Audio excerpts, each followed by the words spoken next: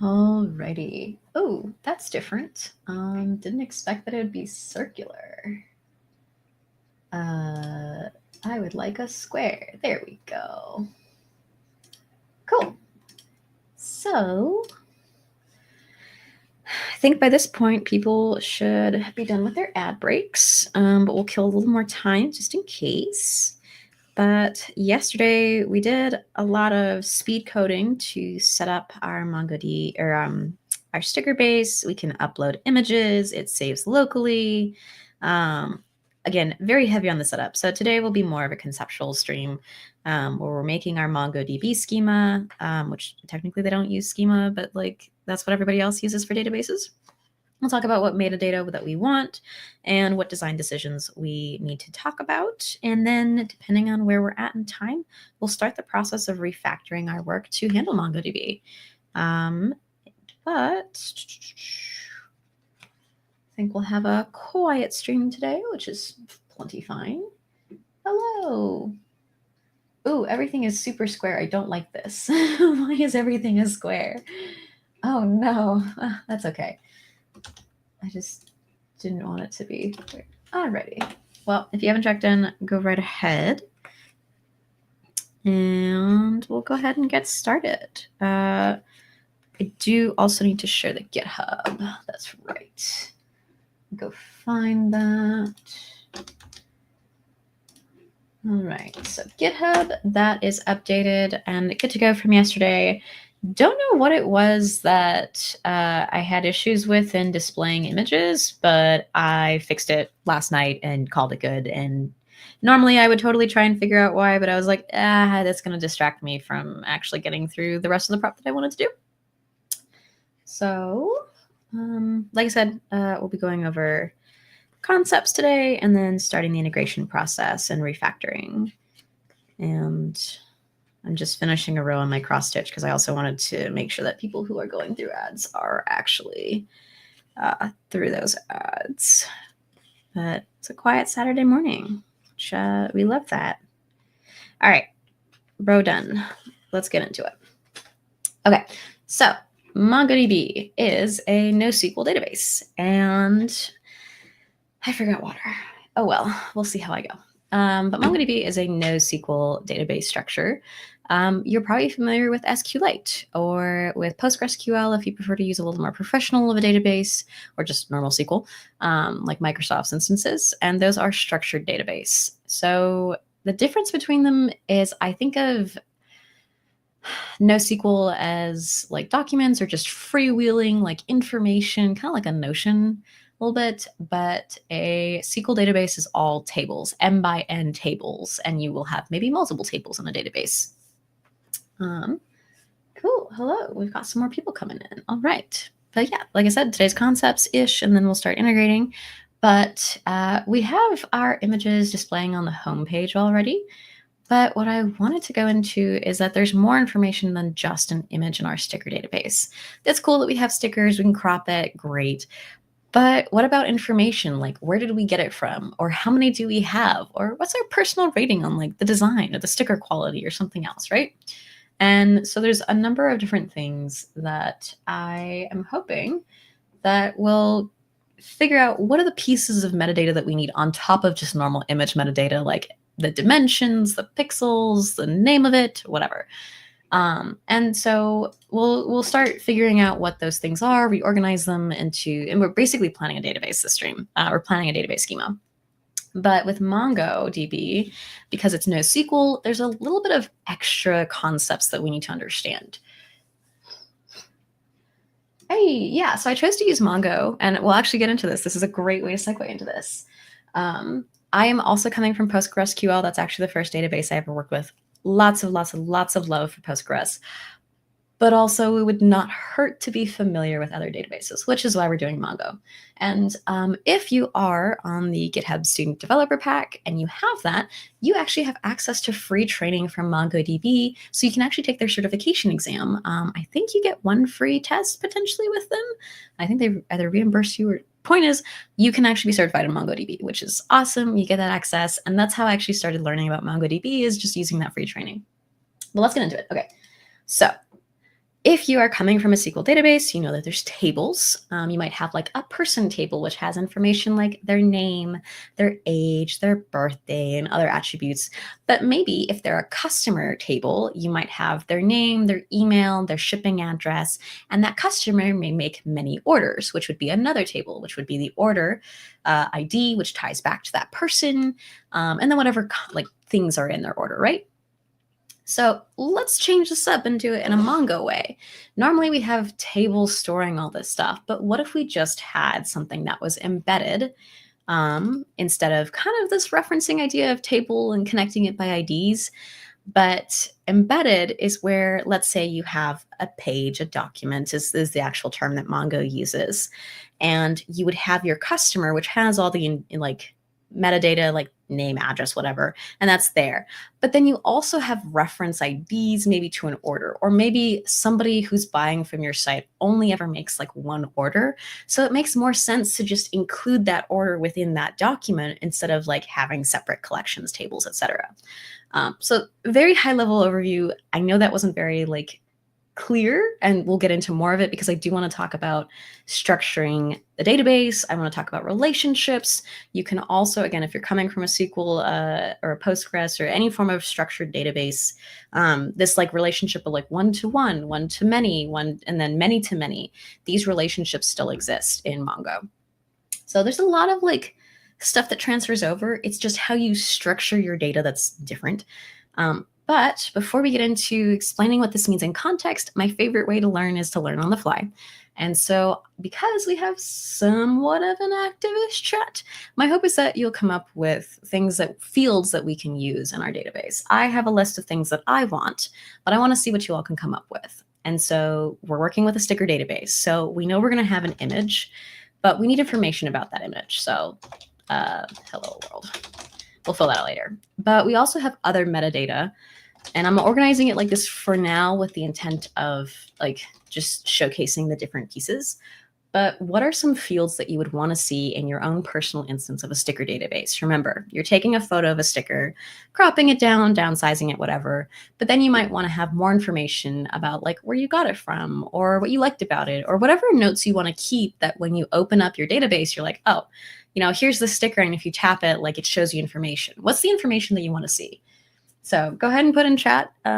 This is very much like a teacher, I guess. Go ahead and put in your possible fields that you'd be curious about while I go run and get water because I forgot and it is dry in my office. But yeah, let me make a quick banner. Oh my gosh. Let's do that.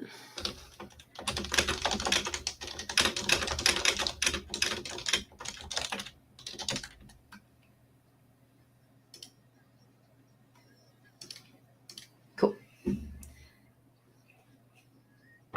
All right, let me go grab water. Y'all have the time frame for me to get water to come up with ideas for what fields you want. And there's no right or wrong answer. We'll talk through each of them and get a better idea of how we might integrate them. So don't feel shy if you're like, I'm not sure, but maybe that's totally fine.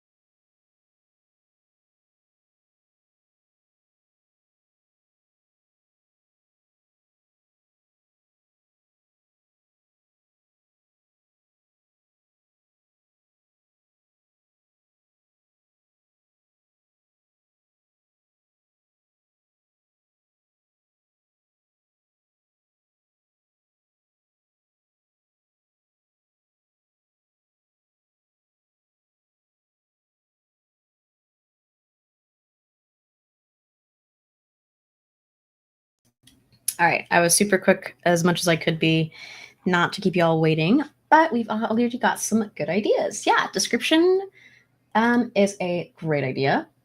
Name, what do you mean by name? Like an image name, a sticker name? ID is always classic. We love that. Let me get rid of something really quick. Get rid of that banner. What else we got? We got type. Ooh, this is excellent because, for example, I have designs that are both magnets and stickers, which they're both adhesive, so I guess that counts. But did you mean something else by type? Destination. What do you mean by destination? Like the file destination, the place that we got it from? Tell me more about it. Ooh, height. Yeah, the description would be good with height and width. Excellent. That's great for image. Tell me more about date. So do you mean, again, the date that we got it, the date that the image was uploaded, maybe the year of the event that it was from? What were you thinking?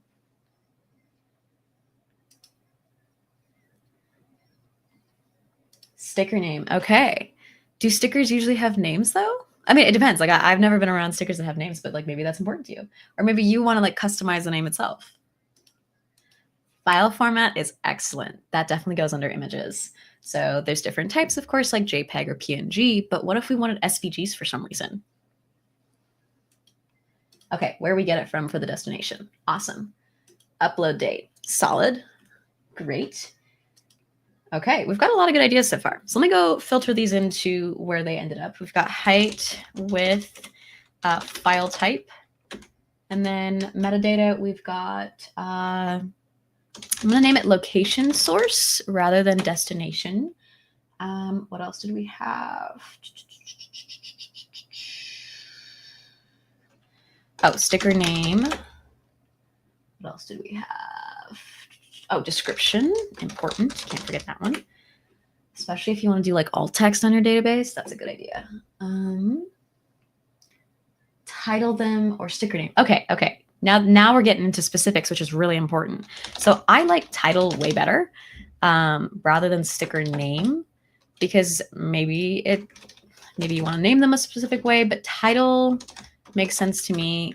Could this be file name? I don't know. Maybe we use that as our file name. Different ways to go about it. All right. Let's see.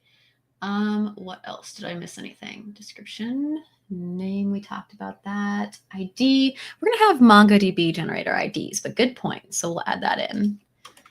ID. And then what else? We got type, file type here. Sticker name, file format. Okay, we've got the meaning of the sticker. Okay, that's interesting. That might go here. We can also separate it out. Excellent. I've never had stickers have meanings. Usually they're just like, oh, I guess there's like your demo badges. The meaning of those is that you made it to the end of a hackathon and that you've presented your work. Okay. Y'all are coming up with good stuff.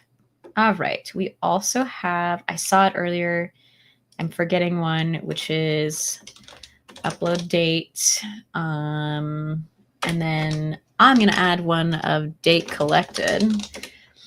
What else do we have? Oh, this is important. The amount that we have. And I'm going to add in personal rating, scale of 1 to 5.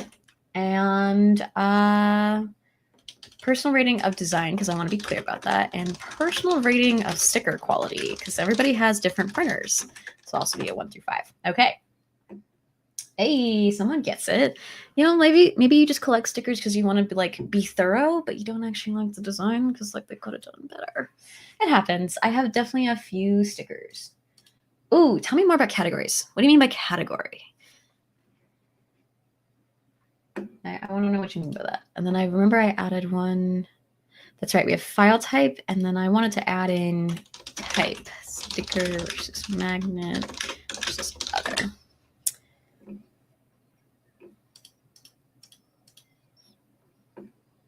And then in the interest of the sticker quality, maybe we know the printer, especially if we like a quality and we want to use it for our own events. Printer.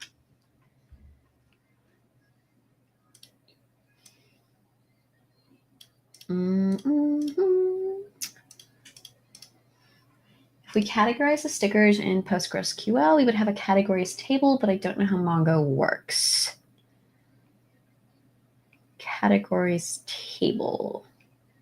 Do you mean like you would come up with your own custom categories, like maybe they're grouped by hackathon or like animals funny. Okay, so you were thinking more like tags, I think. You can definitely still do that. So let's add that in.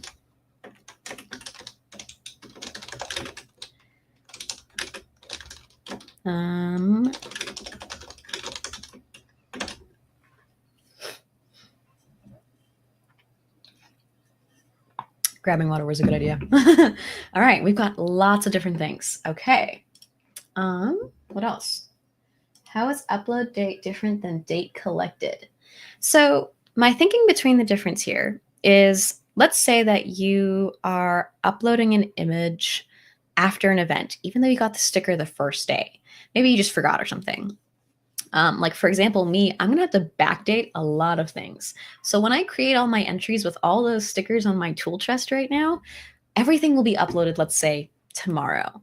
But they've all been collected at various points in various seasons. Like I have MLH stickers that I've got from when I first started way back in 2016.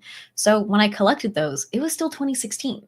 So there's a difference of like when I personally got the sticker, if I happen to remember, versus, oh, I got this right now. Let me quickly snap it and, add it. So there might be some alignment, maybe not, again, because like people have collections. So that was my thinking with it. Okay, what else we got? So here's another one. Maybe we know the designer, or maybe we know the source.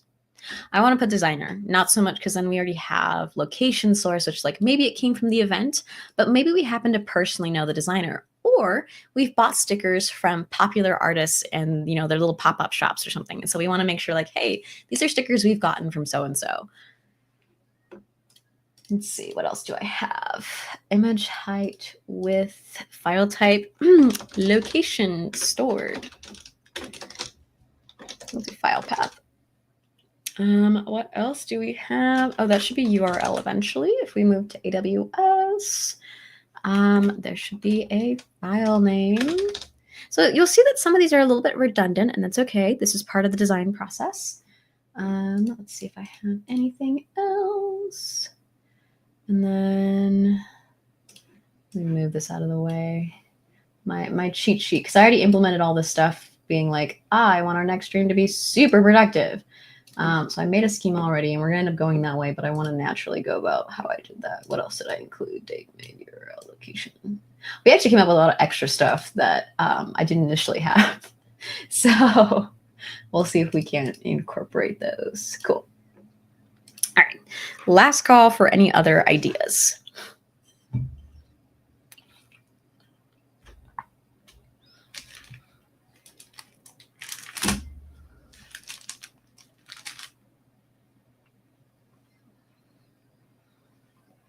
Gotta account for the delay, so I'm giving people a little bit. Also trying to find a charger for my phone that's very much dying because it was yelling at me.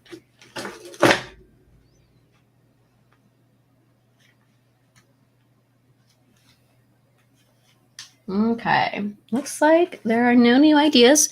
No worries though, if you come up with something later, feel free to just go ahead and shout that out in chat. Okay, let's talk database design. So we have all this information. Let me move this to a new page so we can see this pretty clearly. This is our ideas of fields. So I said that we were going to segue into it, and we kind of got off track because like ADHD brain, and it's Saturday and I'm, less organized because I don't have to be, on. But let's talk database design, specifically with why I chose Mongo instead of Postgres, which is actually, bread and butter. I really love it. Previously, this was written in SQLite. This project, when I first tried to do it, I wanted to do it in Mongo, and then I broke Mongo and I couldn't log in. So then I switched to SQLite. And so we reorganized this into a table. If we were to make this a table, or a set of tables, I wonder if there's like a good way for me to, let me see really quick.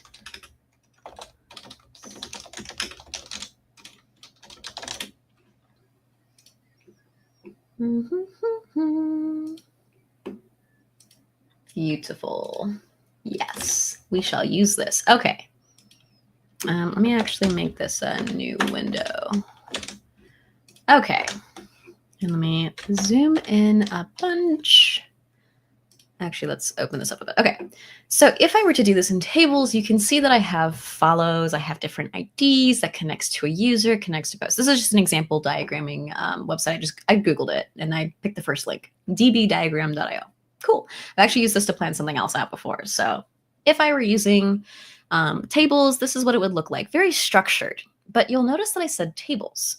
And so we know that's going to be an M by N structure, which means it'll automatically take up that space. But let's go back to our fields. What if we did know information about our image? Because of course we uploaded it, like we're automatically going to have that.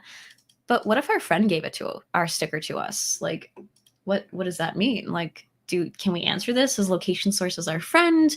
Can we kind of figure out what event it's from if we know the logo?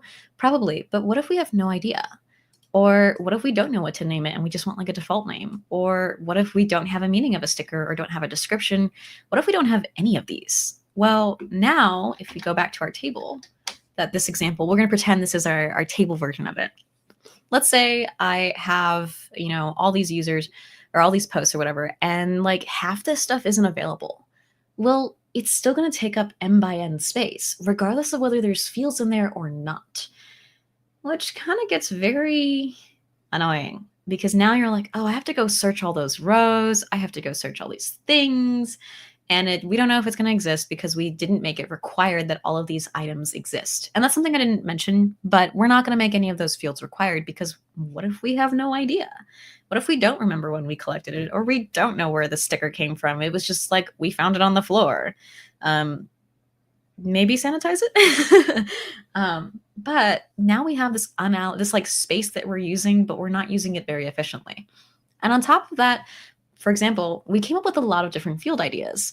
But what if people, later on, like 20 minutes from now, are like, oh my God, I have another idea for another field. Well, that's great. Now we need to rewrite our whole table in order to better accommodate this new field. That gets really annoying. So the reason I chose Mongo is because this is still changing.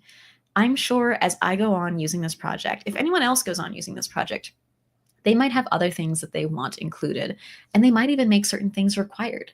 The moment you make requirements, required, now you have to redo your whole database, and that's a whole migration problem, and it's a space problem, and so on. So the reason I chose Mongo is because it's so flexible. Mongo is no structure SQL. It is NoSQL.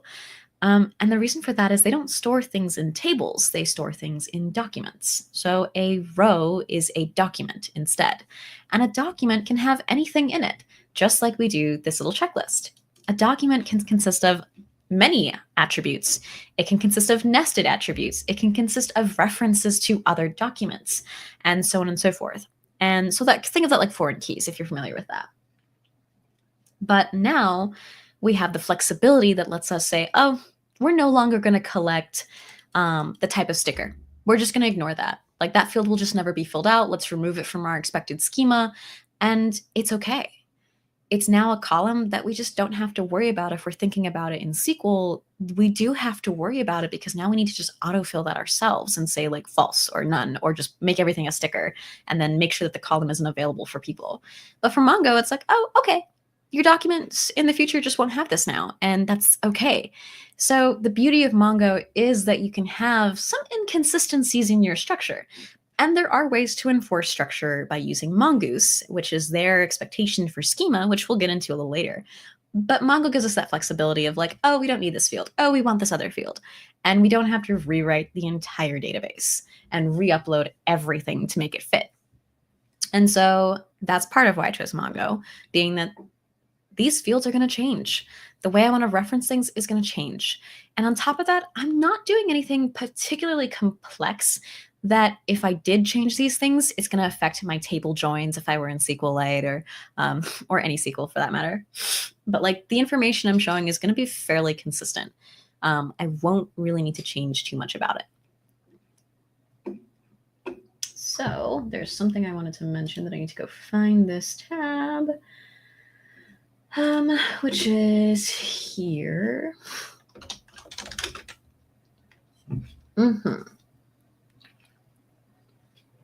So let's talk about coupling.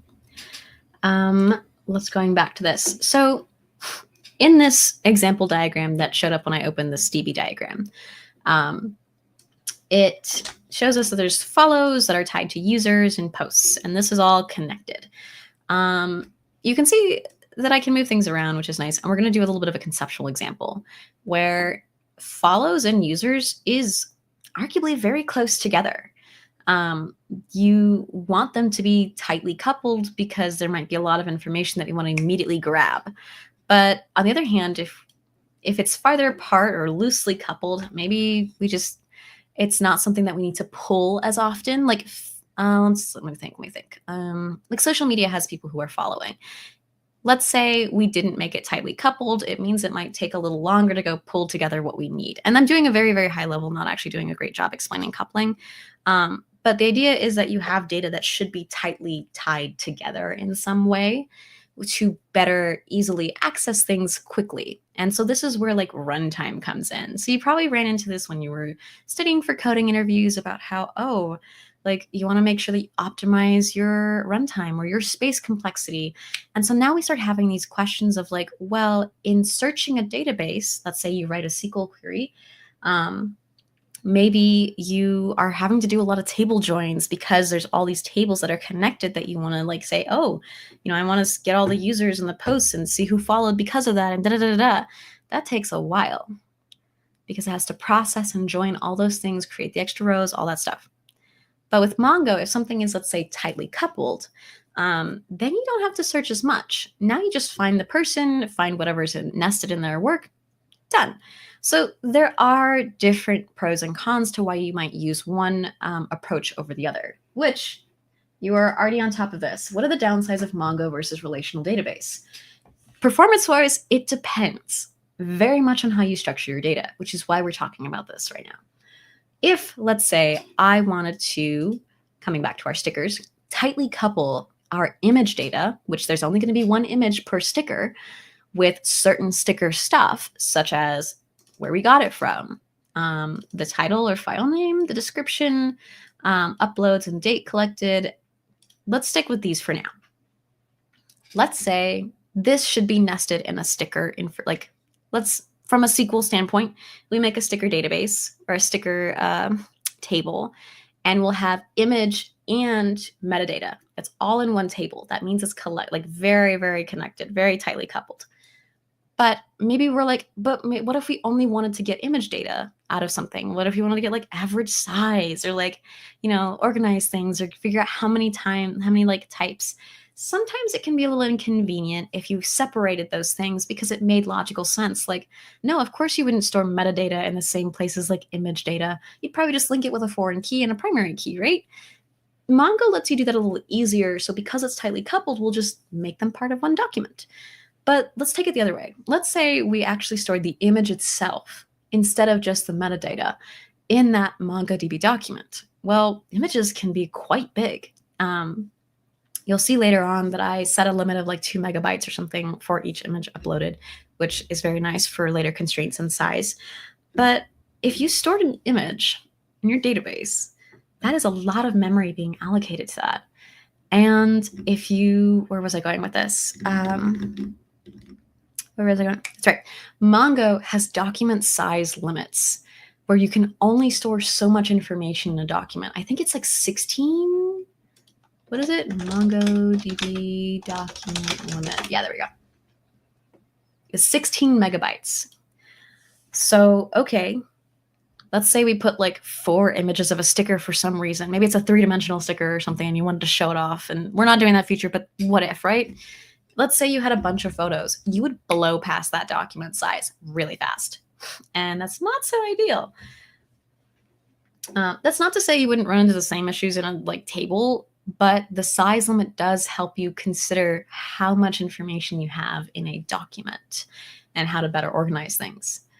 Which again, why we're talking about how do we organize this in a way that is space conscious and smart, time efficient for retrieval, and also makes sense that anyone who looks at this is like, oh, I know how to make an edit here, and this will still be fine. It'll still make sense.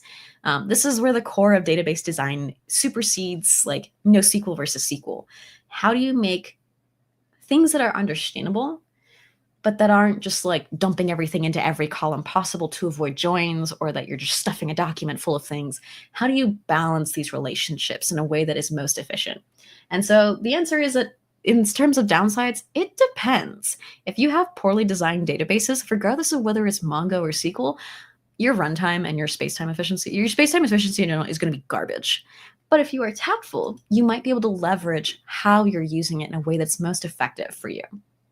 I will say MongoDB hit the streets and everybody was obsessed with it because they didn't have to do table stuff. They didn't have to do design work, except they totally did. And so these days, many people still use tables because they can pay for that kind of storage. But there are a few big companies that are still using Mongo. It's great for prototyping, especially when you're figuring out relationships. And so sometimes people will start with Mongo like they would Python and just be like, I'm just prototyping, seeing what this looks like. I want a proof of concept. And as they're working with it, they're asking questions of themselves of how they'll design a database enough that they can actually put the tables themselves together. So eventually, when this schema settles down, I might have a table that's perfectly optimized and organized in a way that makes sense for me. And I might switch to like PostgreSQL because like, why not? But for right now, it's so variable, it would be extremely inefficient for me to do PostgreSQL or any SQL like database.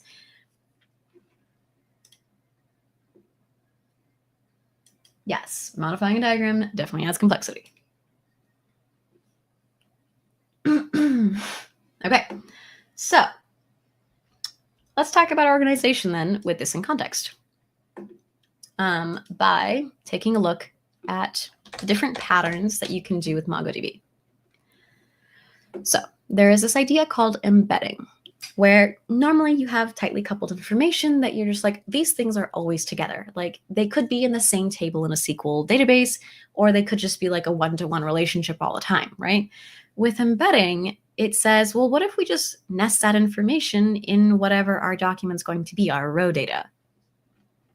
And so we'll be doing a little bit of that with our sticker images and with some of the metadata. So they also mentioned something called referencing.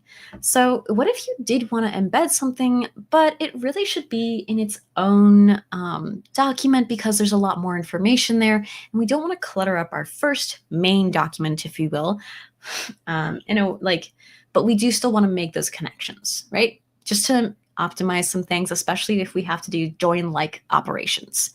And so this is where referencing comes in. Maybe, so remember how I had said, let's have a customer who has orders. If we were to embed every single order they ever make, let's take your Amazon history. That's a lot of orders and a lot of different things within those orders. So embedding isn't exactly what we want to do, not in its entirety where we put the entire document in there. So document within document, right? What instead we want to do is have separate documents or separate collections, tables, separate collections for the customer and the orders that they have. But much like we would a foreign key in SQLite or something like that, we want to have references to the orders in that customer document, because storing a reference ID takes up so much less space than storing a full order history. And so now, whenever we access a customer and let's say we want all of their orders, we can just hit every reference in that other collection. So much easier than having to like, oh, let me customer join my orders. Way time taxing, etc. So as you can see, the embedded document pattern is what you use together, you store together. So customers and orders absolutely use together. You might use them in other ways, but now that you have references to these things, it'll get a little easier. But in our case, we're going to use images and metadata together. So we probably want to do embedded. So let's keep going. I'm going to scroll down. Yeah. So if a list can grow in an unbounded way, put it in its own collection, such as orders. But because of this, as you can see, storing lists of related information is nice, but if it grows unchecked or you don't have a max, putting it in a separate collection instead of the single document, like I'd initially said, where if you put every single order, don't do it. So put it in its own collection, but keep a reference if it makes sense, because it might still be tightly coupled. If they're not tightly coupled, then keep them in separate collections and join them later somehow, some way. And finally, if you are accessing or manipulating things independently, put them in their own collection. So let's see. As you can see, they say consider a product made by a company. If the company only sells a handful of products, you might want to store them as part of the company document. If you want to access those products directly by SKU or reuse them across companies, you want to store them in their own collection. So with orders, we might have our own collection. We might have references within them, but having its own collection of orders means, oh, we can now be like, hey, what are the orders for the month? Like, what was our average like profit, et cetera, et cetera? Or like for this user, what orders have they looked at? And so there's different ways to, again, work with that information. Embedding is storing them as nested objects. By referencing, you store them as a list of references.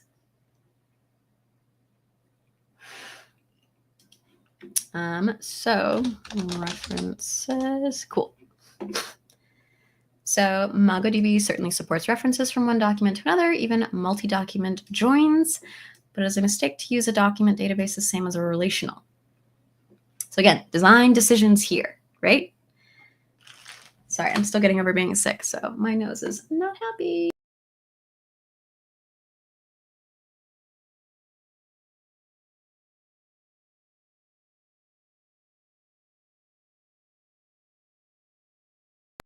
Okay. So let's keep going. So they're talking about users and addresses, where they're like, oh, hey, let's if the address is only ever accessed in relation to this one user or needed frequently at the same time as the user, just embed the address document. So the way they've done this is they said, hey, here's information about the user. Here's a subdocument called the address document, which has information like street, city, state, whatever. So now you don't have to do a separate query, no joins, if you will. You just access it as a subdocument by pulling up the user. And then if you start having multiple addresses, you can store them in a list. So pretty nice. And you can also update individual ones. Great. But the other one I wanted to look at. Yes. So, nope, that's what I was looking at. MongoDB, references. What am I looking for?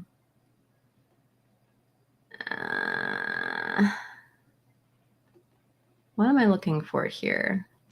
Trying to explain. Yeah,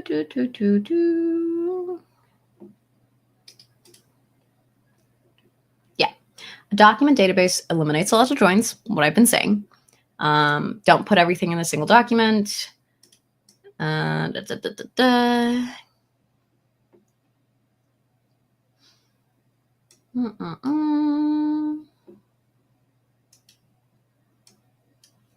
This is a nice way to visualize it.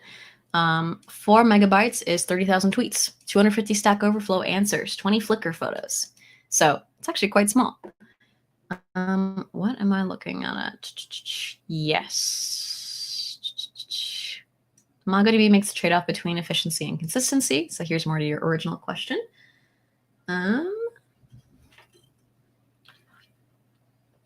Yes, embedding is good if you have one-to-one or one-to-many relationships, like that customer and orders, right? But referencing is good if you have many-to-many relationships, which we don't really have in our sticker database. So we won't go over this today because I do know that there's another coach who's going to talk really deeply about MongoDB. I think she's actually later today. But if you are still concerned about like, what is this many-to-many relationship, ask her in her stream.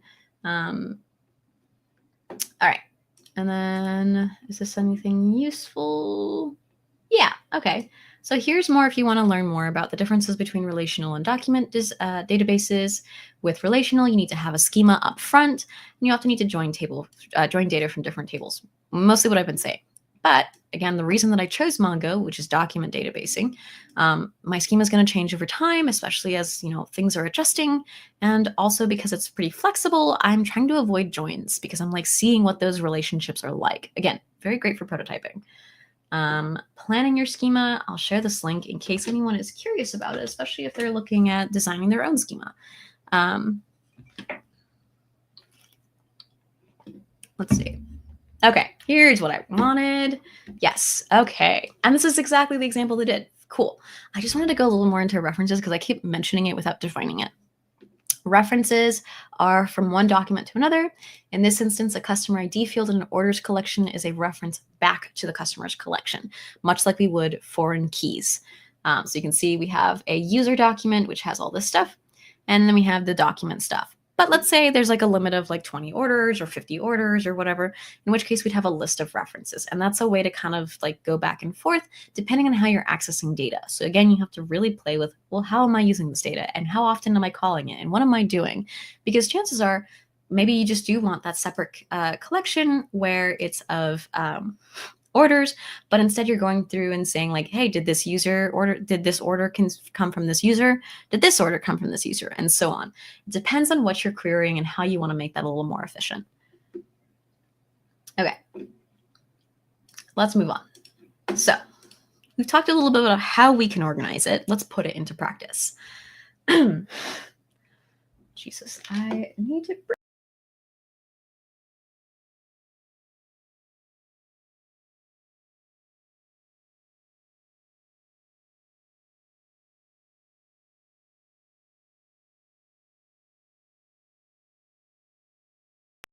This is one of those like weird colds that like the only thing I had to deal with was a sore throat, and then afterwards came everything else. So I'm like, it's fine, but it's not. Okay, coming back to this. We're reorganizing this. So we have image stuff. This is going to be tightly coupled because it's just, we have image. We want metadata about the image itself. So this one, we don't really have to edit too much, but we kind of have the idea, at least my idea, is that this is going to be embedded in our document. So right off the bat, let's say this is our document, where it's going to have for every sticker, we're going to have image information within it, and that's going to be our nested information. And all of the pieces here should be required. An image should exist, so we're automatically going to get heightened with data.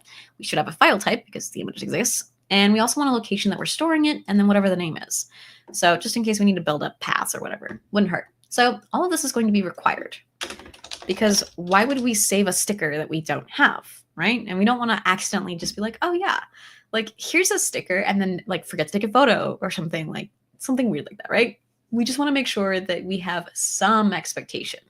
But the rest of this metadata, well, it may or may not exist, or we may or may not have an answer or what have you. So let's organize our metadata a little bit. As far as, let's put this other, we're going to move all this down with the intent of putting things back in and renaming them.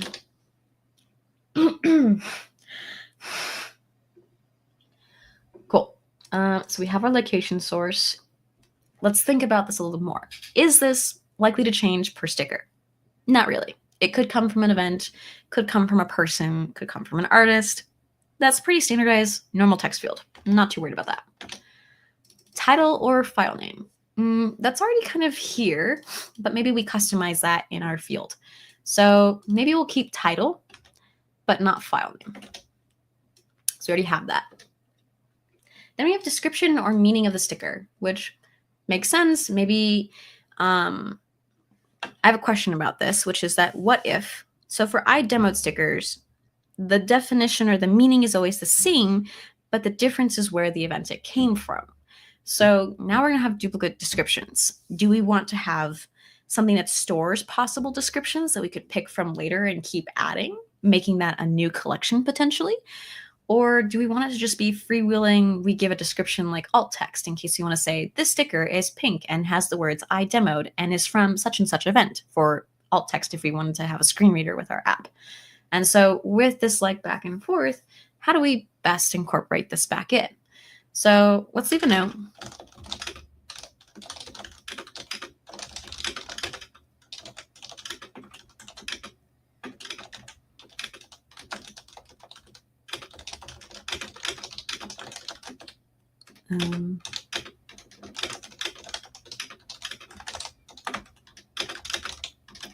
Screen readers.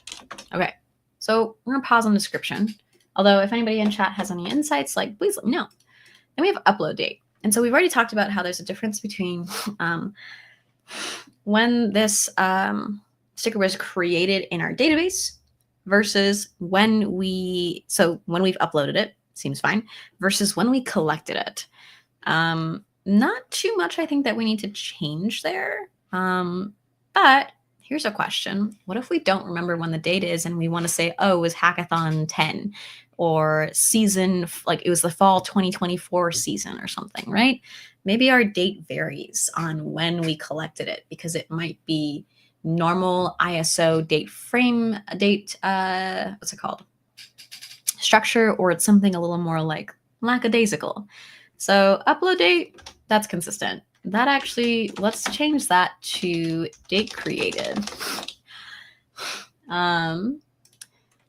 Versus date collected definitely goes in metadata, but differing formats.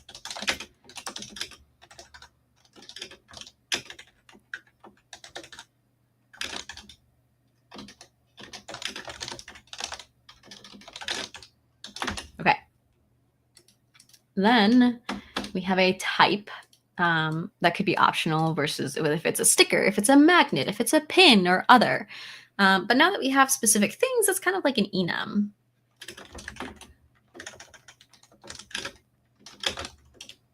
Oops.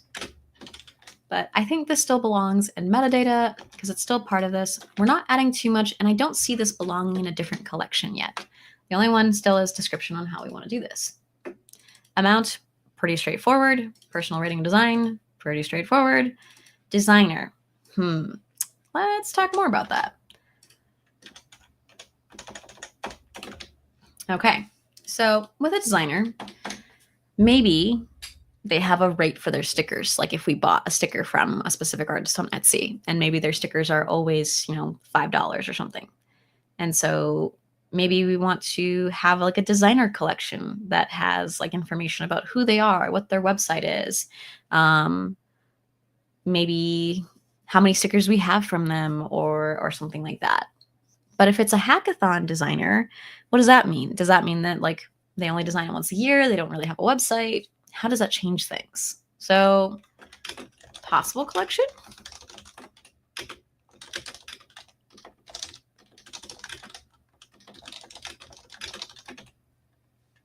Okay. And then personal rating of sticker quality. Can't go wrong with that. Okay. We have another potential enum or collection where a sticker printer might be, like we currently use standout stickers here at MLH for US events especially, but maybe there are other sticker printers out there that people use. So, holding off on that one. And then categories. Okay.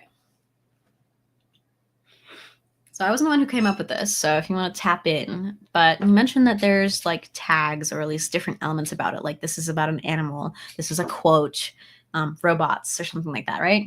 And so do we want it to be an enum or do we want it to be a collection where it's like, all the different possible types? And in those categories, maybe we have criteria or we want to have references to who has these tags, especially to more quickly gather things. So let's see.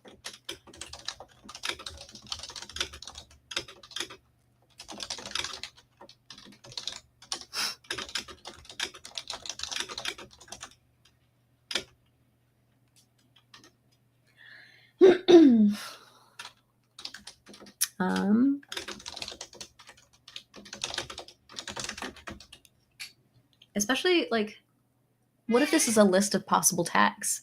And that list might look like elephant, MLH, robots, and so on and so forth. And so there's a possibility that a sticker may have multiple categories that they assign themselves to. So, that is something to think about. Okay. I'm going to pause and I'm going to ask any questions or comments or concerns or thoughts about some of these, about like what way you would like to take it with our minimal understanding of Mongo as we have it.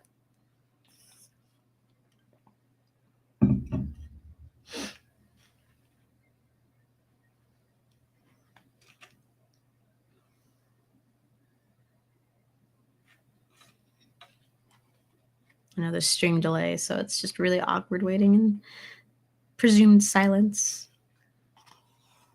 But also, if things make sense so far, I mean, that's fine too. Like, let me know so that way I can continue.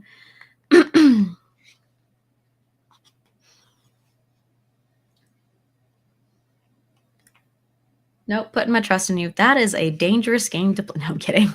I don't always know what I'm doing, and sometimes you just figure it out. I appreciate the trust, though. I could be trusted for trust falls. I don't know how I should be trusted for software falls. Like that didn't come out right. It's just not working. But we have at least if and it's not that I'm skipping these as like, oh, I don't have this information, so I'm not going to implement it. It's more like I genuinely don't know how I would go about this. That is a really good point. I love databases. They are so fun to work with because there's so many different constraints you can think about that impact the design. Like this will really come out in a different stream that I have coming up where we're actually going to go over processing a real world-esque CSV into a Postgres schema and then into Postgres. And so that is how I actually learned how to do databases. I'm going to run people through what I took 3 months to do in like 2 hours. I mean, that's fair. Sometimes I don't love data, particularly when I start looking at like computer vision and machine learning, because I'm like, I did it when it was older and I don't know what the newfangled things are to do now. So I get very intimidated. But something that brings me joy is seeing things come together. And the beauty of databases and also data engineering is there's not really a right or a wrong way to do things. Your wrong is technically corrected by the constraints of your project. So it'll be new every single time, which for me and my ADHD, who needs new shiny things all the time, works great. But sometimes constraints can be really annoying where it's like, what do you mean I can't go explore this like little rabbit hole? And so you have to find ways to make it fun for yourself, I would say. But I would say don't count yourself out just yet. I think you can find a way to make it fun for you. Okay. So nobody's had really any comments. I'm going to think about this and come back with ideas for next stream because it's really hard to think and talk at the same time at this level of problem solving. I think I really want to just do enums for this, but I'm like, but that could go wrong. Wrong, she says, after saying there's no right or wrong. The constraints say that there's a possibility. It would be kind of frustrating. And so this is where, again, Mongo is really nice about it because you can go, oh, well, maybe I didn't like it as an enum. Let's change it to a collection. Or like, oh, this was terrible as a collection. Let's go change it to an enum, whatever. There is that flexibility and we don't have to like rewrite the whole table or like re-upload data. We can just change it and it's fine. So I'm going to keep thinking about this post stream because I have another one this afternoon / evening. And if I'm able to incorporate this, yay. If I have a better like outcome for you, yay. If not, it's because I'm still thinking about it. Some things come together very easily, some things not so much. And these like nuance, like it could go either way, it really depends. Cool. We've got a solid amount here. I really appreciate that y'all are happy to be here. Like there's a lot of emojis in chat. Way more active than last night. But let's see, where are we at with what we need to do? Right, I put this on a new page. Okay, we talked about embedded versus referencing. We talked about one-to-one. We solved our Mongo stuff. This has come back to later. And then this will be, we're going to only have one collection based on this so far. We only have our one collection. We'll call it stickers. We'll put all this stuff in. Last night was just make sure have functioning projects so we can do Mongo stuff for the rest of the time. We're not going to get to auth block, I don't think. But we are going to get to, actually, we're probably going to Mongo implementation if we didn't finish it. Okay. Let's do the fun part, which is coding now, which the fun part to me was doing database design, but whatever. What I need is, we can close that. and that, and that. I don't need that. And then it's very funny that you mentioned hurricane because like I grew up with that in my childhood, having to deal with those. All right. Okay. So this is what I uploaded to GitHub. Let me go find. Let me close that and then do that and that. And I have too many windows open. Let me go pull this up again. Okay. So things that you need in case you did not join me yesterday, did not like set up anything. That is a GitHub link that you can go ahead and clone, but you do need Node.js. You need to do npm install in both folders, and you're going to need access to MongoDB. So if you have the GitHub Student Developer Pack, you do have access to MongoDB. Otherwise, you'll have to make a new account. You're also going to have to download MongoDB's Compass and a bunch of other stuff, which I can briefly show you. So this is not going to let me zoom in, I don't think. Oh, ho, ho.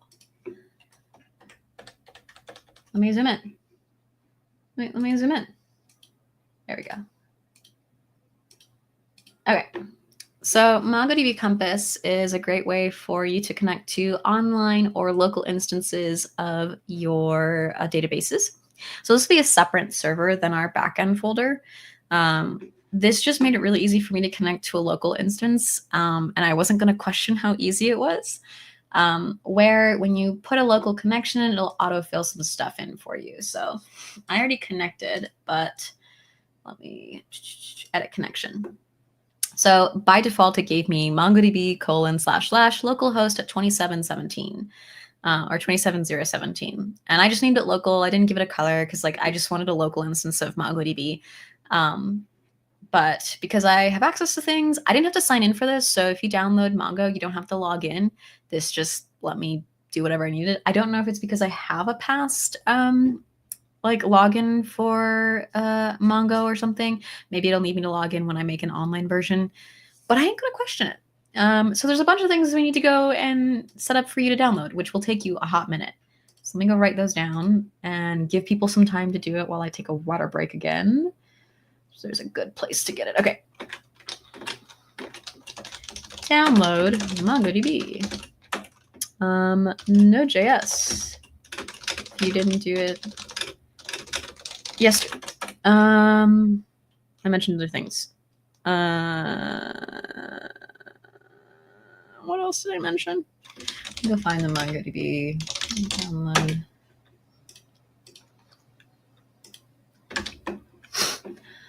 You'll need to download from there. Come on, send. Good.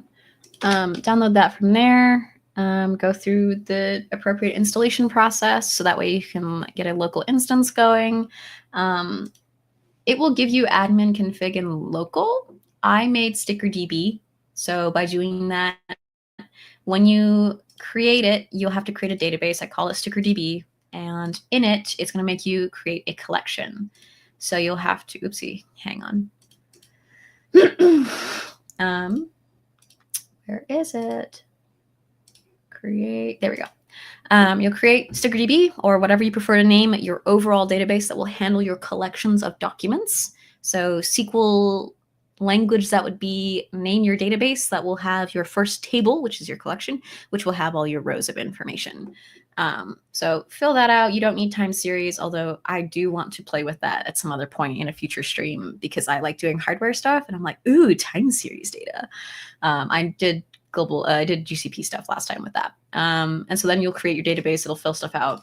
You won't have data in that. This is just me messing with data last night when I was testing and this morning. And so we'll get to this point where we're going to have some information like that. I'm going to go ahead and delete that reference. So this is what you should end up with once you're installed and get your stuff hooked up. I know I went through that very quickly, so don't stress if you don't have it downloaded. There's always the recording after this that you can follow through. But MongoDB, Node.js if you didn't do it yesterday, fork, clone, the GitHub repo, npm install on the front end. do that. What else? Did I download anything else? No. I don't think I did. All right. Like I said, I'm going to pause so people can download what they need. I can blow my nose again.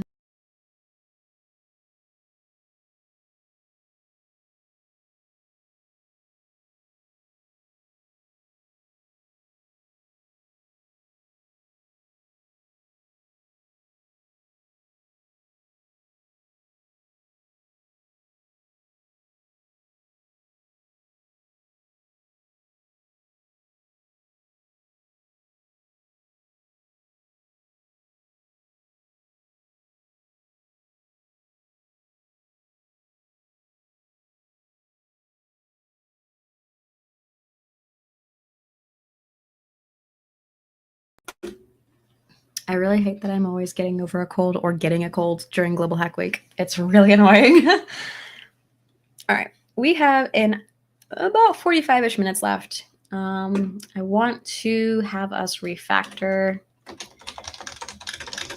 include Mongo, and there is quite a bit. So back to hurricane mode, I guess, because I had to do a lot of fixing and making things work. But let me go pull that up. Alrighty. So I've given you this checklist of what we'll need, but I haven't really told you how to make a schema, or a model is what we're going to end up using. So don't show me open editors. Let's go close everything. So we have a clean workstation of sorts. We are going to make a new folder called models. This is just a kind of good practice to have. If we ended up making more collections for whatever reason, let's say those descriptions end up being a giant collection or designers end up being a collection, we would put that in the models folder. So we're going to go ahead and make that. That's going to be called sticker.js. And now we're actually going to make our schema.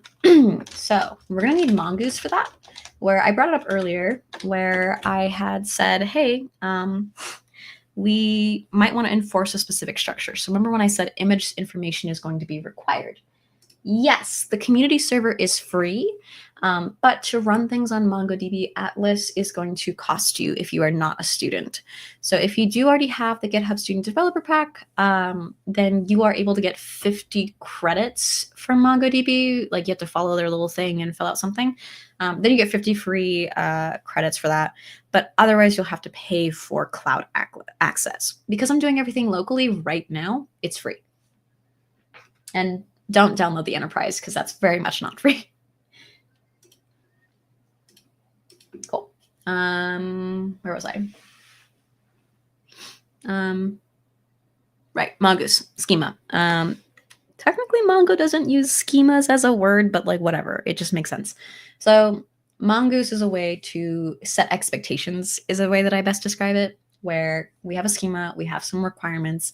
Everything is loosey-goosey in the metadata, but the image stuff we want to be required because we don't want to just submit empty fields, right? So we're going to make a sticker schema, Mongoose new schema. Of course.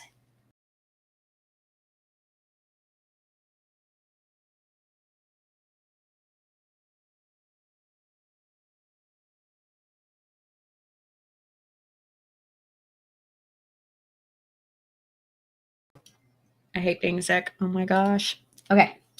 We said the image was going to be a nested document, so we'll go ahead and set that up super quickly. Kind of like you would a dictionary. We're going to have size, which will be the file size, and that will be of type number.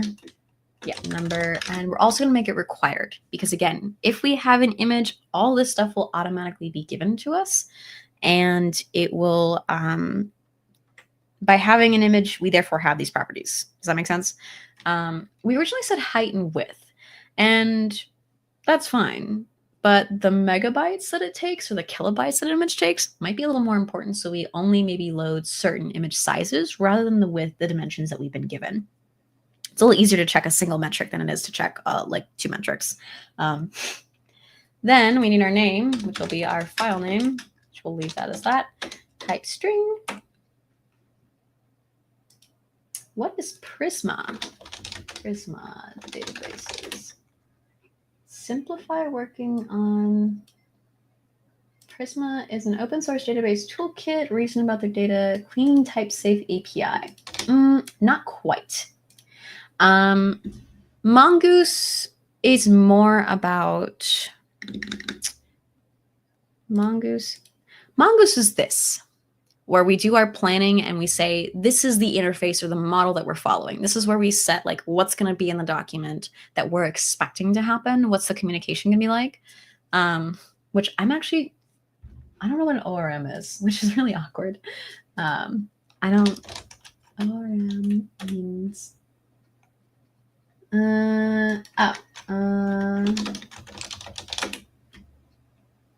Mongoose is in fact an ORM.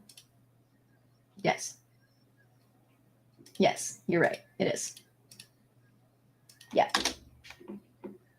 I did a derp, but yes, you're right. It is. It is. Derp. Date created. Date now. We don't need a... do we need a modified? I don't want to have a modified. Yeah, we should have a modified. All right. And then we have a URL, which will be our file path. Let's make this required. Required.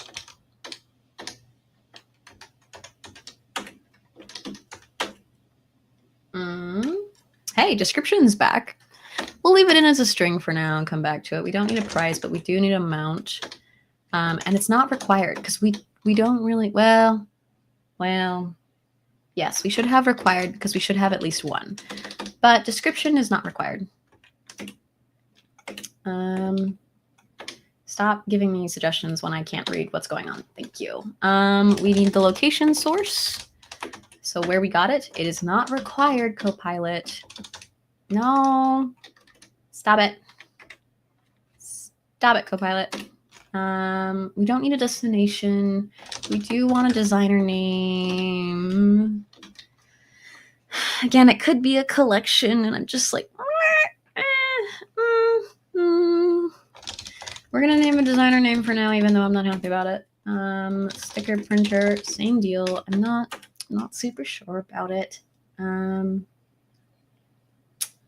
Oh, that's something I forgot. Let's go back here. So something we did have, there's these two ratings here. We could actually put that as a sub-object, where instead it's this design quality. And that gets rid, that kind of organizes a little bit, again, putting things in similar spaces. So now if we had more ratings that we wanted to add, we could just add more pieces here, etc. Design, type number, and we do want to set some expectations. My cats, I'm sorry, pause. What? My what? Explain, please. What? I'm not offended. I'm not even angry. I'm just explain. I've never observed this about myself. I would like insight.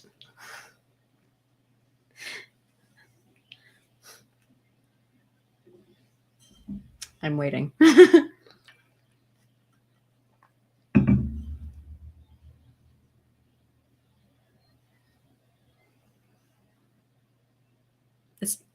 My cat's not even here. What the?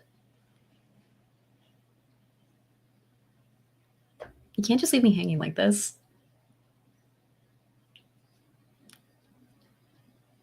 I have many questions.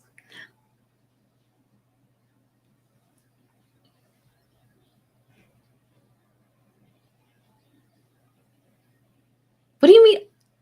What cat sounds? And when did they leave? What? All right, I'm still gonna keep waiting, but I'm What?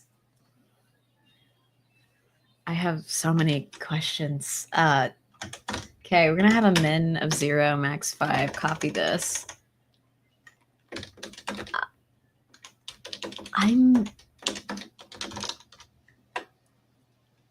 It's what? I demand an answer. Date created, date modified, date collected. Oh, yeah, that tracks. Hey, that means that I haven't been getting like aggressively annoyed with things. That means that's funny. Okay, today I learned.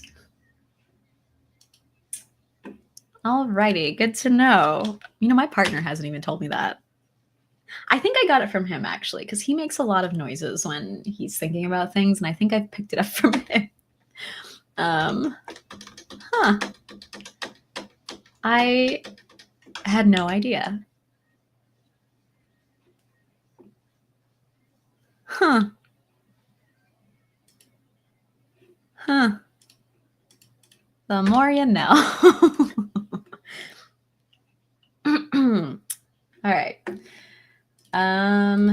Right. We forgot defaults. Default. I wanted to do default is going to be unknown.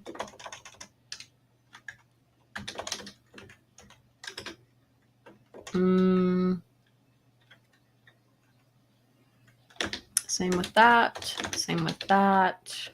Do we need any other defaults?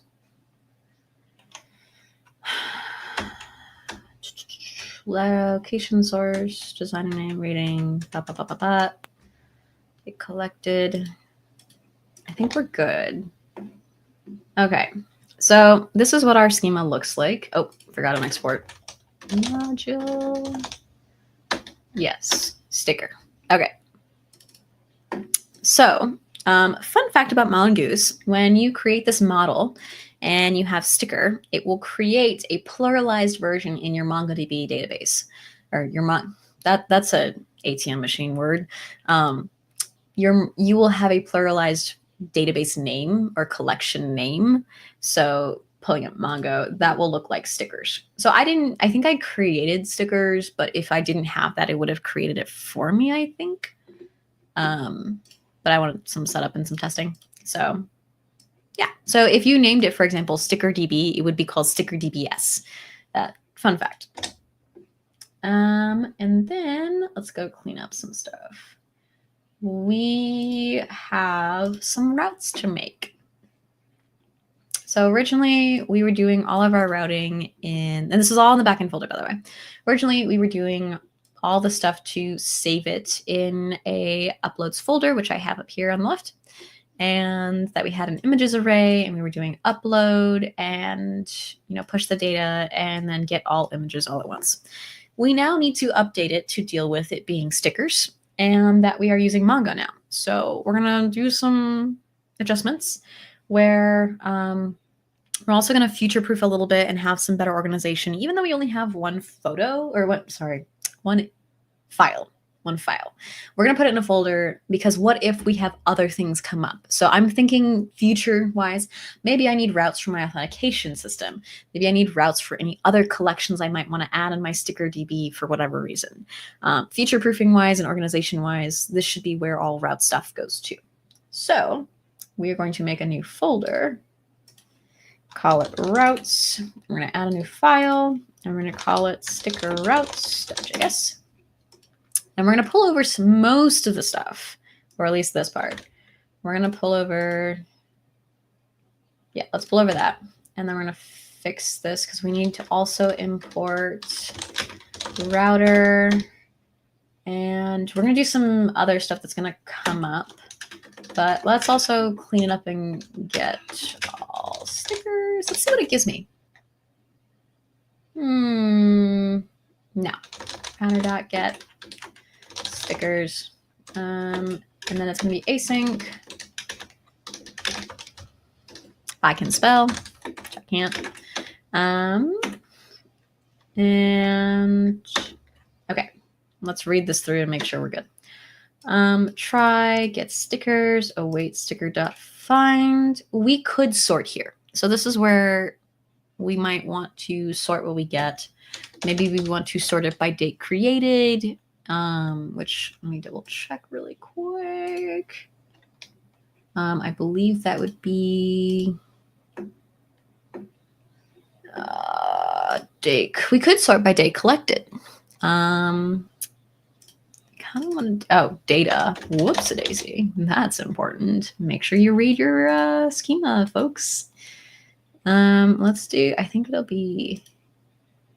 Let's do. I might be wrong on what I'm about to do because I'm switching up some stuff in my reference. This one. We're gonna do dot sort, and we're gonna do image dot date created, and we're gonna sort in reverse. Yeah, you're probably gonna yell at me for that.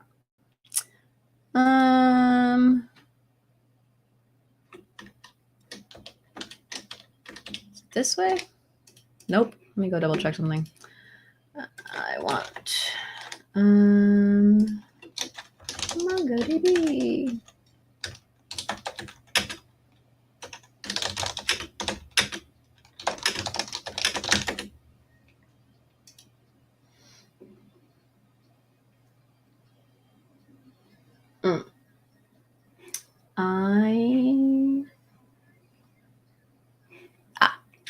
I was on the right path. I just forgot that I needed quotation marks. Derp. There we go. That's what I needed. All right. And then let's double check really quick. Image, date created, image, date created. Okay, cool. That should be good. And then now that we have get all stickers, let's make sure this is good. Let's also add a quick console log just in case we need to debug. Get stickers, and otherwise console log, just because I had some issues yesterday when I was debugging, but I'm like, let's just add it preemptively, so if I have issues, we find it. We want to get sticker by ID, maybe. Async request, try get stickers by ID, await find by ID. Sure.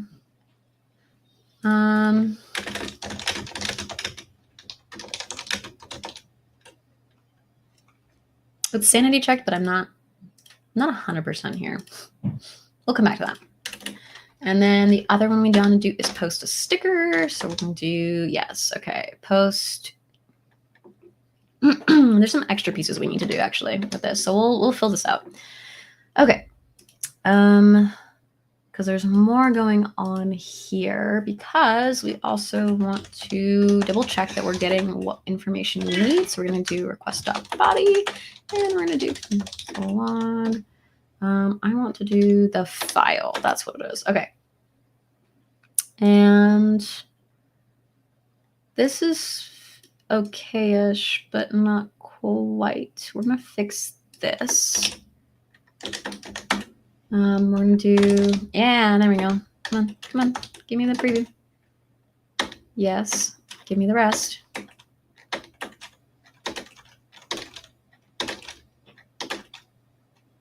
I think that's it.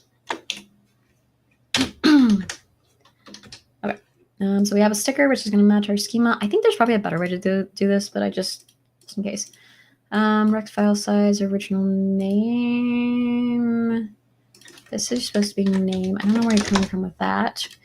Rec.file. We're gonna have to check these. I'm not happy with these right now.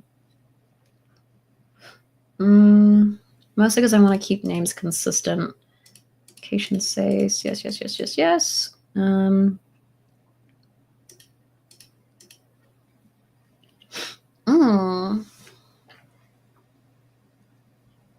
What if that URL changes though? I think we're oh, that's right. I need a file metadata.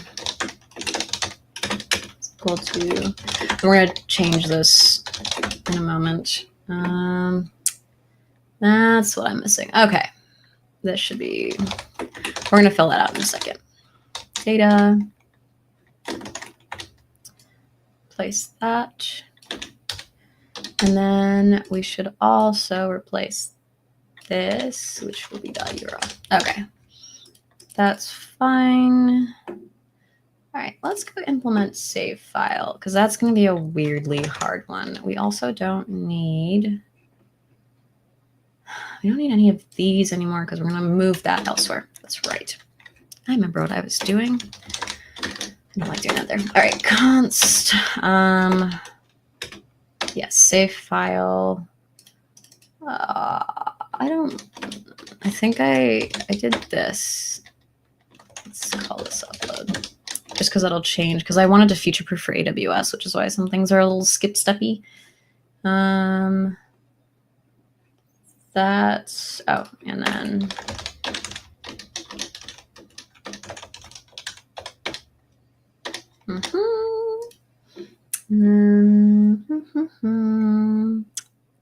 we're missing something here. This, because we're dealing with an image and we only want to upload one. There we go. And then we also need upload. All right, let's go work on that one. Let's go make another folder. Call it middleware. Again, we're scaling for AWS. And we're going to name it upload.js. All right. Now we need those things that I just got rid of. Take this, paste, and we're going to do, sure, give me my storage information.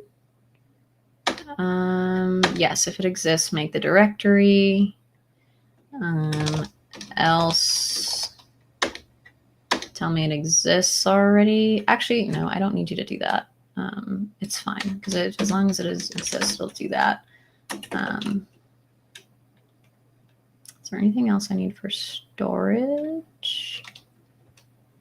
Oh, something's goofed here. Hang on. This is what I get for using Copilot. Again, I don't learn. Okay. Destination. Yes, give me some stuff. You're giving me extra stuff. I don't need this. Something's up here. Yeah, this is what I needed.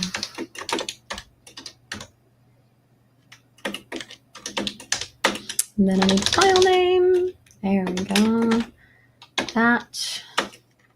And then this is something I'm going to copy over because this is something I totally had generated for me. But this is about creating the file names with the dates, which is good for unique file names, especially if we accidentally have to deal with some things or we don't want any conflicts. Mostly because not that I don't trust me, the user, but I don't trust me, the user, to not be like, oh, this is totally Hackathon B. This is another Hackathon B. And then I have a conflict with an image and I don't want to deal with that. I just don't. Cool. And then that. And then, yeah, that's fine. Okay, so storage. This is where we're going to make upload. This is checking because I accidentally deleted it.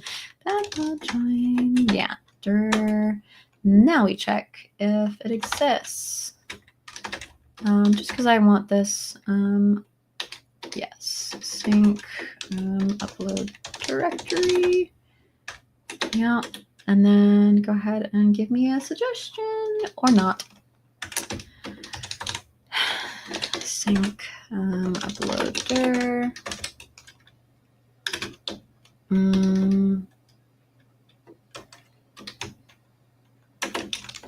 And then recursive true. Okay, great. We have our upload, checking if this uploads folder exists. Make sure that's named correctly. Use these three. Great. Go storage. Let's go do, so we need to write the upload and save file, but we also want to have a filter to make sure we're only collecting certain file types. Just because I don't trust me. That's the answer. I don't trust me, which is really frustrating. Const allowed types. I'm going to say, oh, thank you. I don't really want a GIF. I'm just doing PNGs for now. Okay. And then, how are we doing on time? We still got 15 minutes.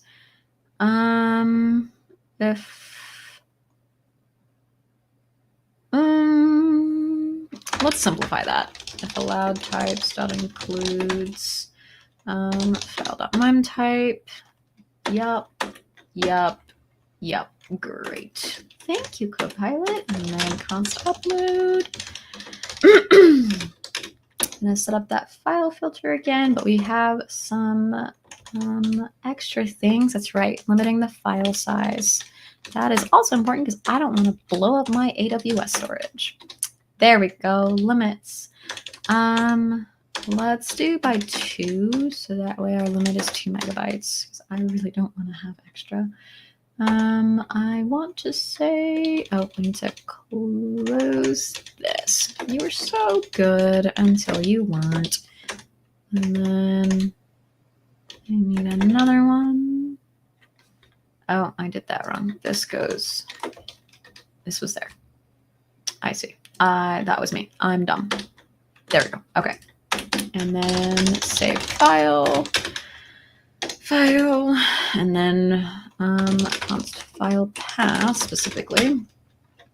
We're going to do /uploads. Yes, file name, and then return.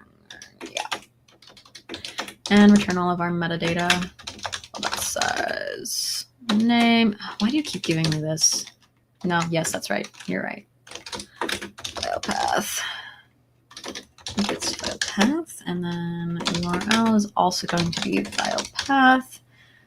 Replace with S3 URL later. Okay, that's for some scaling that we need to do. Hopefully, if we have time later. That's fine, and then we need to export it. Joel. There we go. And export those. Okay. So now we can actually go ahead and get rid of all this. This is no longer relevant. So that was, oh, we can do it that way. I will do it separately on purpose. Okay.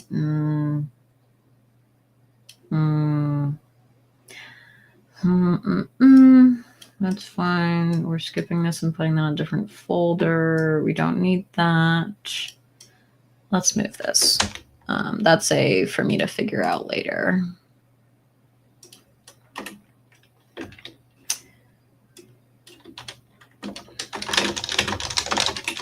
Notes for me, and then everything else we can actually delete. So we'll go ahead and delete this file, move to recycle bin.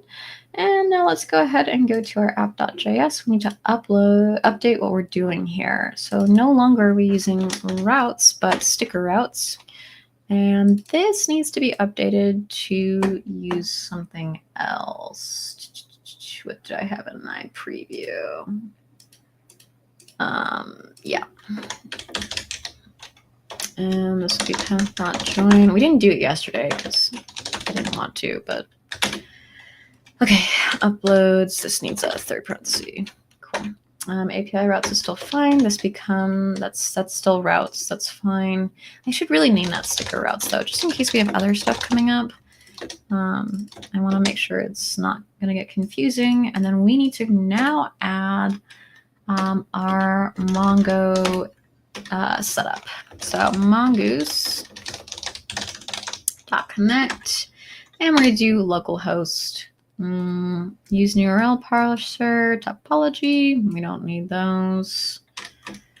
Close that up, and then let's do a .then just in case. Yeah, catch. Where? Oh, that's on the next one. That's what I'm doing.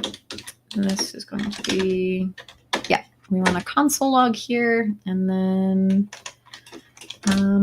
error connecting to MongoDB plus actually comment. Okay. Making sure we're good. We have console log print out to us, and otherwise catch the error, console log it with the error. Don't give me a sub reason, actually, Copilot. No, just give me the whole error. Okay.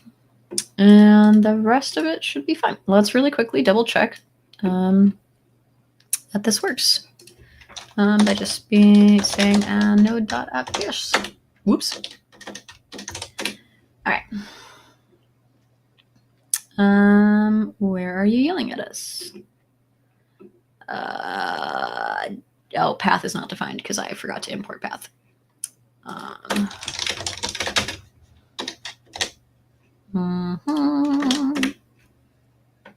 Mongoose is not defined because I didn't import Mongoose. You know, I thought about it when I was typing it, but then I didn't do it. Let's try again. Okay, cool. Mongo is set up and added. Let's really quickly do a refresh on this. Refresh.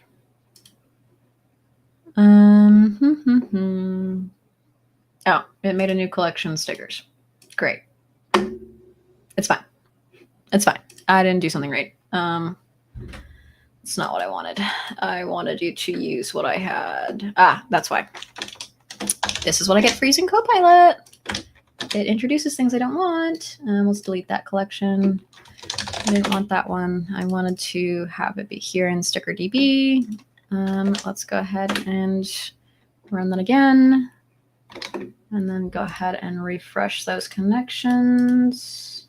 Why do I keep hitting settings? Goodness. Refresh. There's a way to check. Yes, I'm aware that you have this. Please delete that. I think since it didn't create anything, we're good. Yeah, I think we're good. Alrighty, so backend is cleaned up. Let me just really quickly double check. We have all that. Go ahead and close that. We copied this over for the most part. Redid routes, got rid of the old one, and then made the schema. And now we gotta go update our front end, which will take a lot more time. And I don't expect us to finish in time because there's a lot. There's so much. There's so much. Okay, we don't need public. Where do I start? Let's go close all these. And let's go switch to this. All right. We don't need to touch that. Utils we can delete because I don't know what I was doing there, but that was certainly not it. Crop image is fine. Let's go ahead and let's delete that. We don't need that anymore. I don't know what I was doing there either. And dashboard is where we're going to update a lot of things, and upload modal is where we're going to do a lot of updating. Yes, I think that's it. Okay.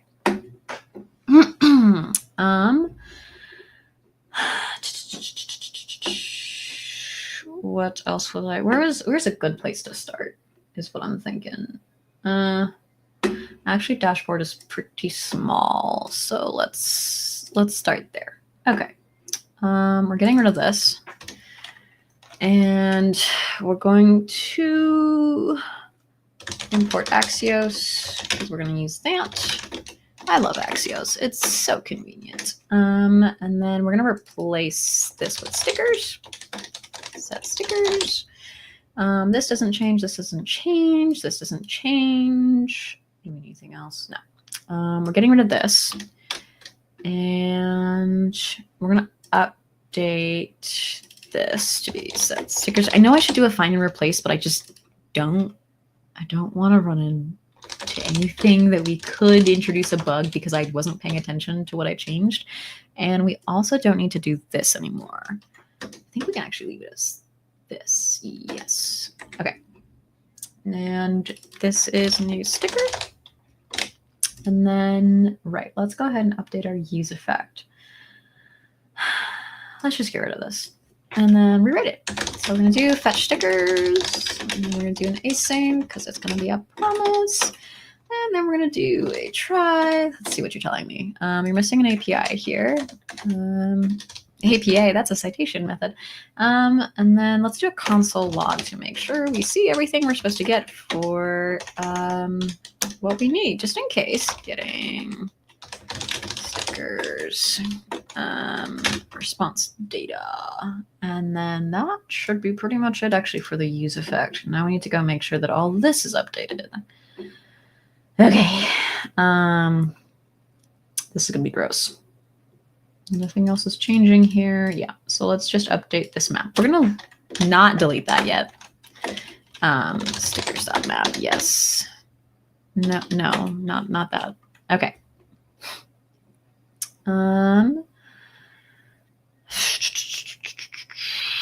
Sticker ID. Let's change the margin to 20. Oh, we need to... Here. Yeah, I changed a little bit of the styling, which is why I'm like, what did I do again? And then sticker, I think Mongo, it's an underscore ID now. I forget if it's 2 though. No, it's 1.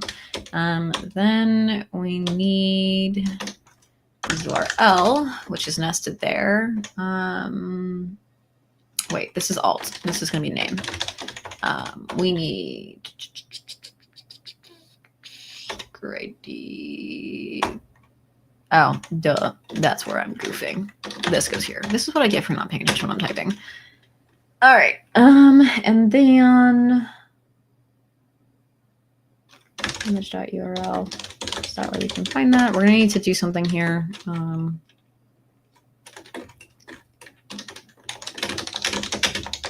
talk about that. That's a note. That's gonna fail on purpose. What else do we need? That's it for this one. Let's go start adding in all this metadata stuff because we actually have that now. Let's go ahead and delete that. We're going to make a secondary div because we're going to start asking those questions. Yeah, name and description. That's a great idea. What did we have as our schema? I'm already forgetting it. Put that in a new side. Go ahead and close that. All right. So, oh, why are you yelling at me? What happened? Why do you hate me? What did I add that you didn't like? That's fine. That's fine. 1, 2. Oh, here we go again.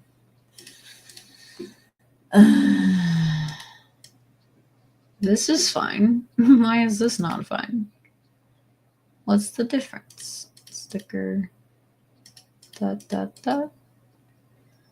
Why do you hate me? What did you inject that I didn't need? Style's fine. Key is fine. Base URL stuff's fine. Close those brackets. Ugh.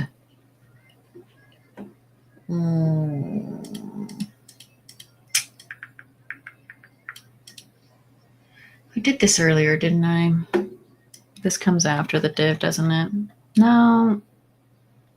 No, there's just a missing end of div. There we go. Thank God. That is exactly it. Copilot ruins me. It's so helpful until it's not. Okay, but at least it fixed it. Okay, back to what we were doing. Stickers mapped. Div. Yes, and then we need a second div. That's what I was doing. I remember where I was at. Now we close the div. Yes. Okay. Oh, hey. Okay, cool. Description, amount, location, source. Yes, this is okay. But these are going to be... I want labels. Sure. I'm going to hate this, aren't I? I'm going to leave this as is. We're going to see what happens.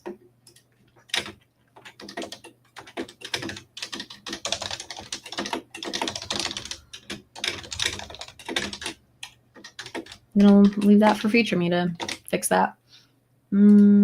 Especially, okay, do we have everything though? So we have the description, amount, location, designer, printer, the ratings, 2 of them. And then we have the date collected.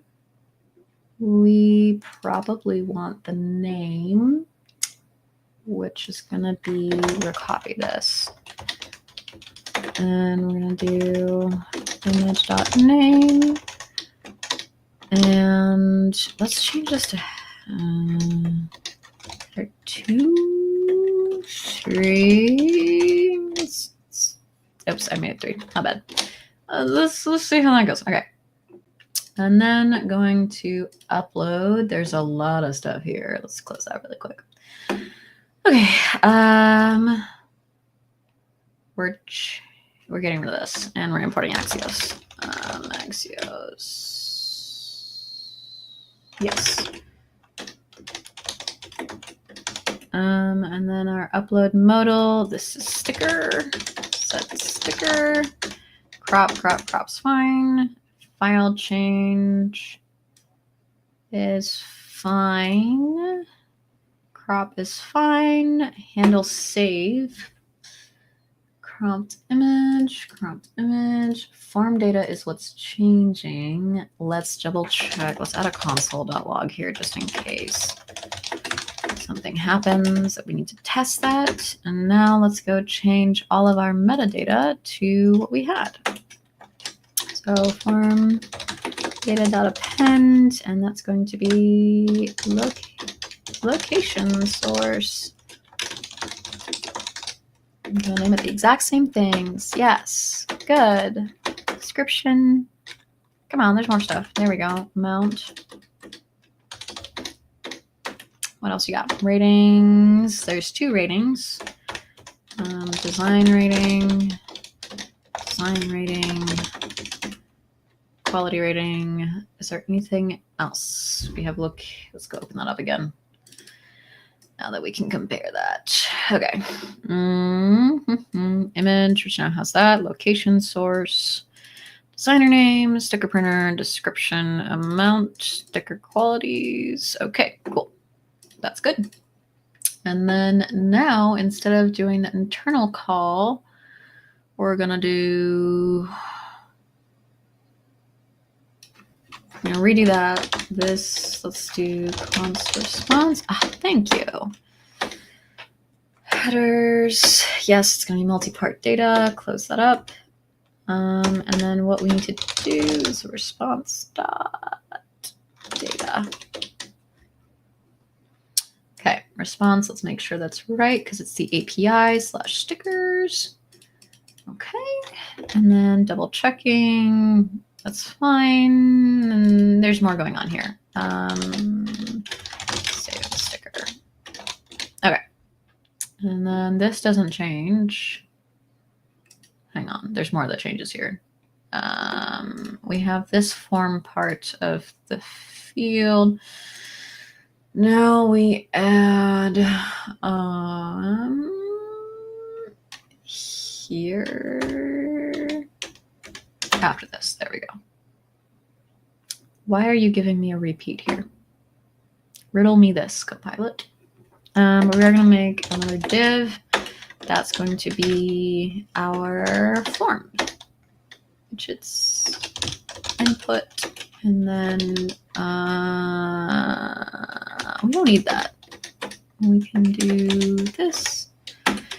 Okay, let's get our structure together. Thank you so much. Now we copy this. Okay, this is gonna ruin me. This is a number. This is for amount. And set amount. And we're gonna need, show me this in another split, right? Scroll up. There we go. Alrighty. Location source, designer name. Let's just move this to be up here. That way we keep track of it. Designer name, set designer name.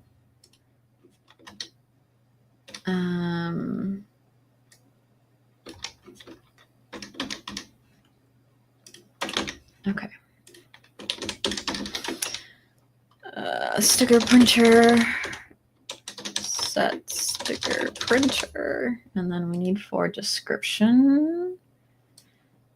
Oh, these are going to be for ratings. We need 2 of those. Number, design rating. Did I just? I did. Derp. Design rating and quality rating. Set design rating. Set quality rating. And I have one more there. Is there anything else I'm missing?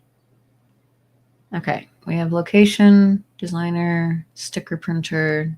That's all the same thing. Set amount.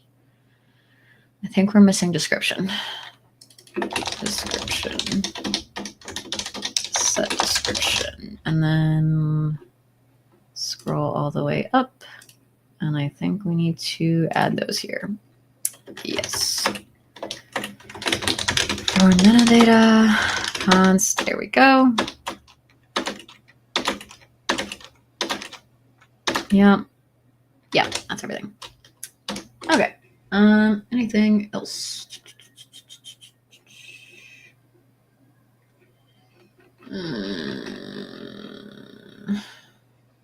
Okay. Let's see if this compiles. And then we'll call it there. I should have just typed this.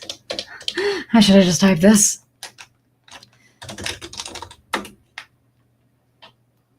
Hey, bugs. No such. Wait, what? Oh, it's because I'm not in the front end like a moron. That's why. I should have checked that. All right. Tell me what's broken, if anything. I'd be surprised if nothing was broken. I'd be really surprised. And this is telling me that something is broken.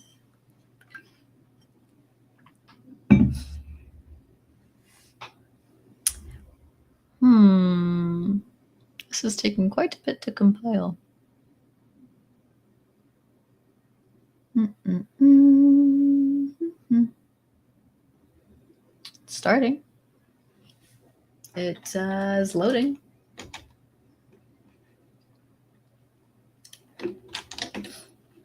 Nothing should connect because the backend, I think, is not up. I don't think I started that.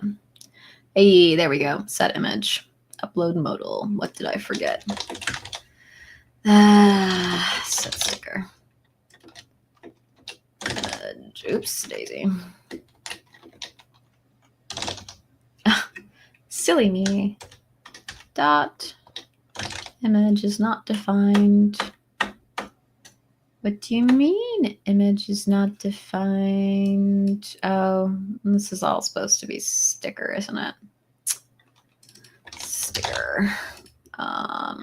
Sticker.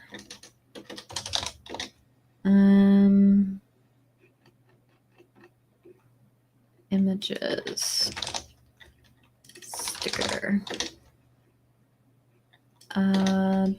There's one more image. Sticker? Yeah. Fetch stickers. That's in dashboard.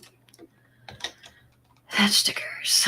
That's because I derped, but let's go find the images. There we go. I forgot to get rid of this. That can be deleted. Okay. Now it has loaded a page, but we know that we're still wrong on that one where it's still broken.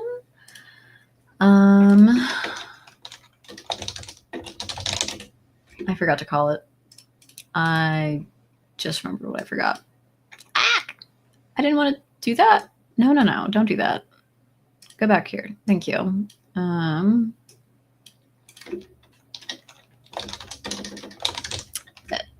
should be called fetch stickers. All right, that perfect. We have user password upload. Yes, I'm aware. Upload new image. Disgusting, but that's fine. We are getting somewhere. We'll go find an image.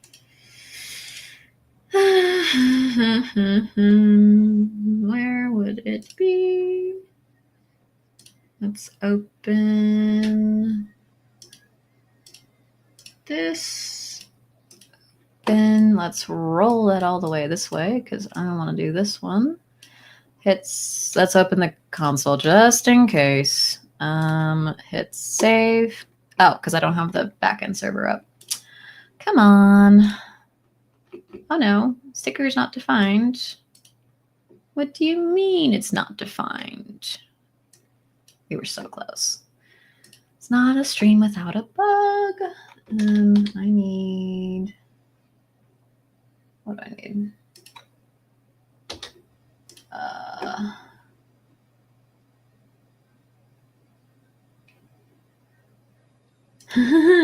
With that image. Okay. So I'm using like image files in my downloads folder right now because I'm like, well, of course I'm going to take good quality photos for stickers. And like, I have a whole pile there that I'm like, I will do that. But first this needs to work. And so I'm like, I'm not going to keep uploading a photo. Like, okay, if I'm testing with stickers I care about, I'm going to run out of steam so fast.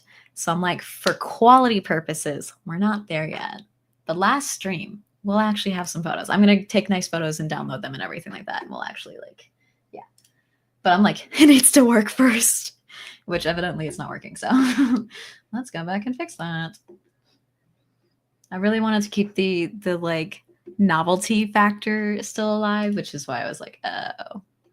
Okay, sticker, post. Let's go back to routes. Post. Oh. I want this to be singular. And then sticker is not defined. What do you mean sticker is not defined?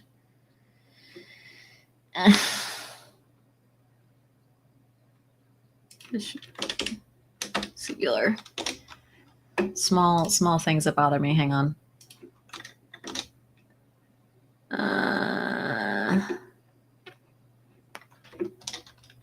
Yeah, no, that one's fine.